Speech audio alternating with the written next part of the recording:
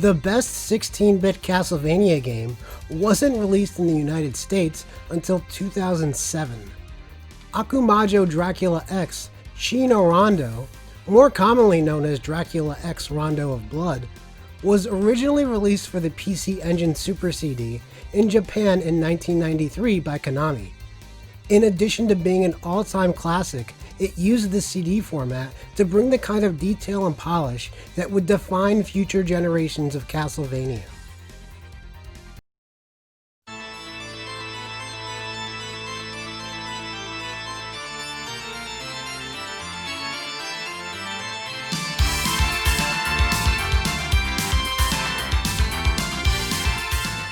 At first, Rondo of Blood was barely more than a rumor to most American gamers.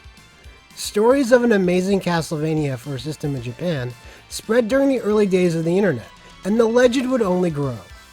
The PC Engine was known as the TurboGrafx-16 in the US. In contrast to its success in Japan, the TurboGrafx-16 was barely an afterthought in North America, and its CD add-on had only a fraction of the base console's relevance. It needed a savior 2 years prior, and as a result, Rondo of Blood would reside for years beyond the grip of all but importers. Which is a shame, because it's an incredibly important turning point for the series.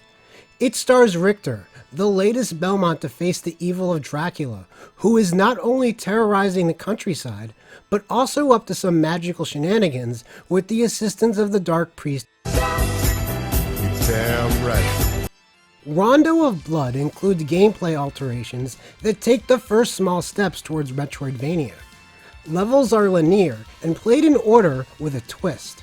Most levels have a secret second exit with its own unique boss, adding a lot of replay value.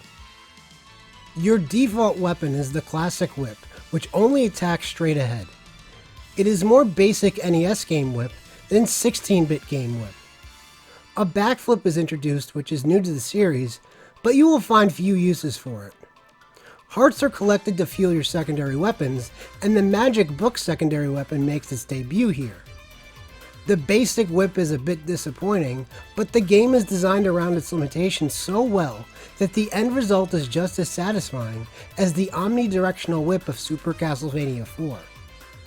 There is a slightly faster feel to the game, which is a welcome improvement to the slow methodical pacing of earlier titles. It allows for some highly mobile enemies that are more intimidating than the floaty Medusa heads and bats, but even more satisfying to evade and kill. Even the boss fights feel like more active confrontations, with one even requiring some simple rapid platforming. There are tons of spins on your typical Castlevania tropes that serve as the foundation of Rondo of Blood's greatness.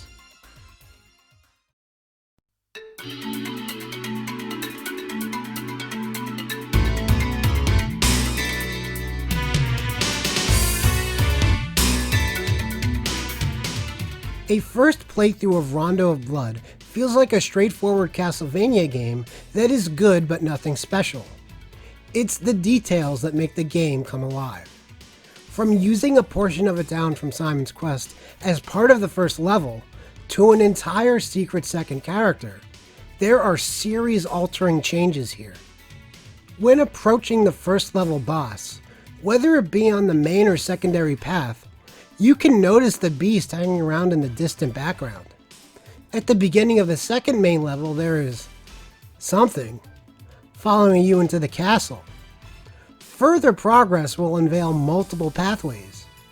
Some lead to the secondary levels. Others just wind back into the main path. Rondo of Blood is constantly calling out for additional investigation to reveal all of its secrets. The biggest prize is the secret character Maria. Yes, that Maria from Symphony of the Night is this Maria. Oh, little girls. They grow up and get sexualized so fast. But don't let appearances fool you. Maria is the strongest, most vicious hunter of evil Castlevania has ever seen. While Richter faces a tough adventure full of comparable foes, Maria scoffs at the same obstacles. Featuring a double jump, rapid fire dove attack, and a cadre of animal friends doubling as secondary weapons, not to mention secret moves, Maria is the game's easy mode. The amount of detail on display would not be possible without the game's fantastic graphics. Symphony of the Night fans may notice that some enemies look identical to their appearance in that game. Those sprites were taken directly from Rondo of Blood. The level of detail present in these 16-bit game enemies is so great that they were suitable for use in a next-gen game. There is no better complement for this game's look.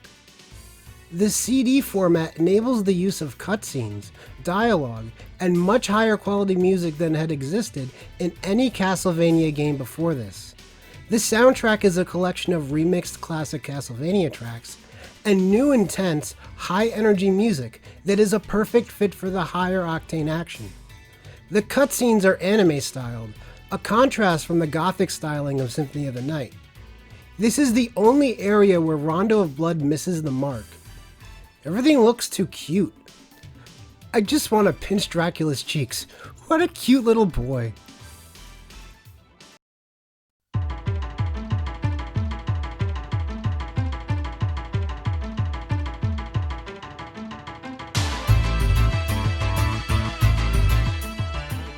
Whether Rondo of Blood is a better Castlevania game than all that came before it is a matter of opinion.